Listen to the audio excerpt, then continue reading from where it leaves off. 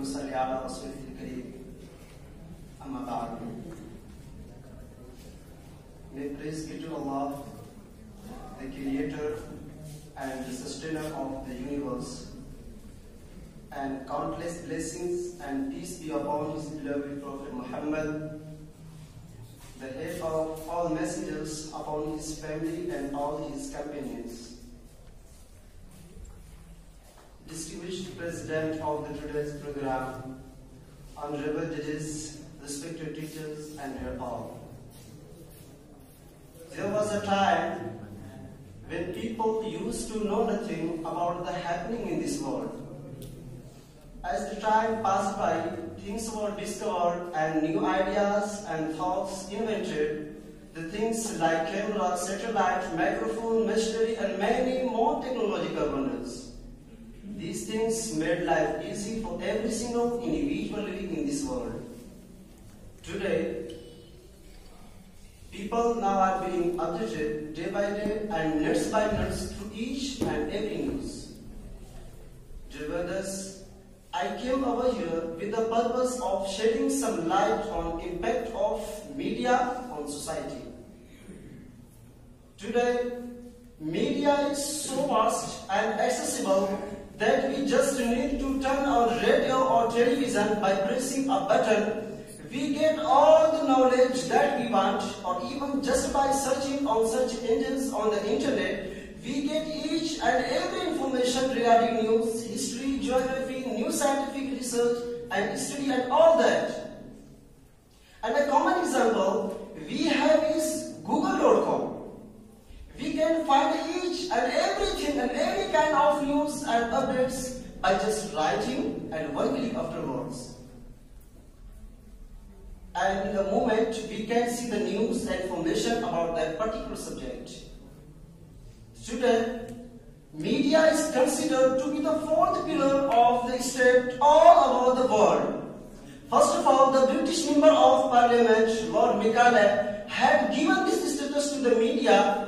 In any Republican government system, there must be 3 administrative bodies. Then government can run systematically. But now it is felt that one body more is necessary to be added to them, that is the media. In short, what strength this part of democracy has? Remember the Delhi rape incident. What happened?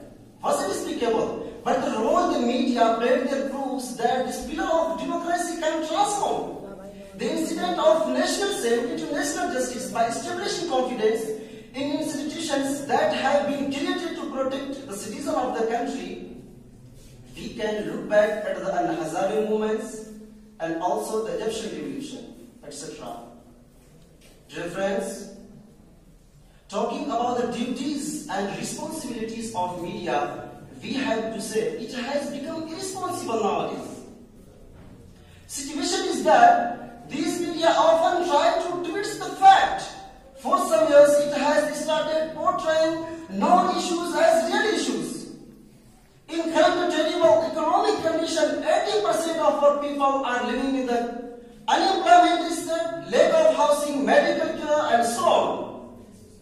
Instead of addressing these real issues, these media often try to divert the attention of people to non-issues, such as this actor's wife has become pregnant, whether she will give birth to a single child or to a twins and all that.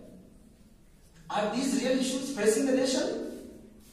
At a welcome Indian Fashion Week event, there are 512 accredited journalists in which models were displaying cotton garments, while the men and the women who grew that cotton were killing themselves at a distance of an hour's flight from Nagpur. Nobody talked about the story except 1 or 2 locals.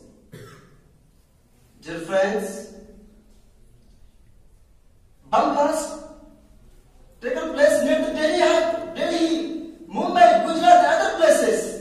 Within the minutes of blasting, many channels started showing news items that said the Indian Mujahideen and the Harkatul Jihad Islam had sent emails and text messages claiming responsibilities. The name of such alleged organization will always be Muslim ones.